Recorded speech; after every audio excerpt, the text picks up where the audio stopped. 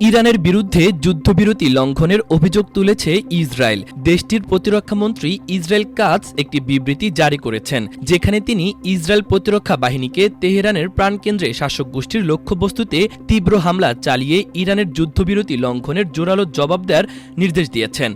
বিভিন্ন গণমাধ্যমের বরাতে এ খবর জানিয়েছে আল জাজিরা।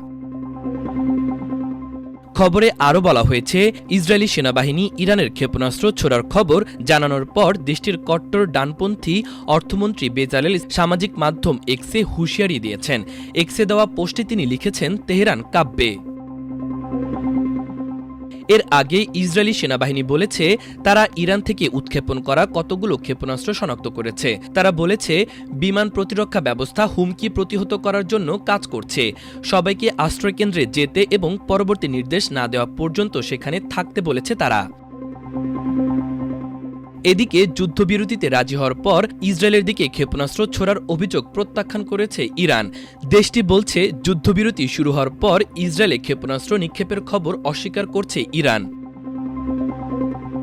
এছাড়া ইরানের সুপ্রিম ন্যাশনাল সিকিউরিটি কাউন্সিল এক বিবৃতি প্রকাশ করে বলেছে, পরবর্তী যে কোনো আগ্রাসনের বিরুদ্ধে ইরান একটি সিদ্ধান্তমূলক, দৃঢ় এবং সময়োপযোগী প্রতিক্রিয়া দেখাবে। বিবৃতিতে কাউন্সিল ইরানি জনগণের সচেতনতা, ধৈর্য এবং ঐক্যের প্রশংসা করে বলেছে, শত্রুদের পরাজয় ইরানিদের দৃঢ় সংকল্প, কৌশলগত ধৈর্য এবং অপমান বা একতরফা আপোষ মেনে নিতে অস্বীকৃতির ওপর নির্ভরশীল। বিবৃতিতে ইরান এবং তার বাহিনীর ইরানের ওপর আক্রমণের প্রতিশোধ হিসেবে নির্ধারক এবং পরিকল্পিত আঘাত প্রদানের জন্য প্রশংসা করা হয়েছে।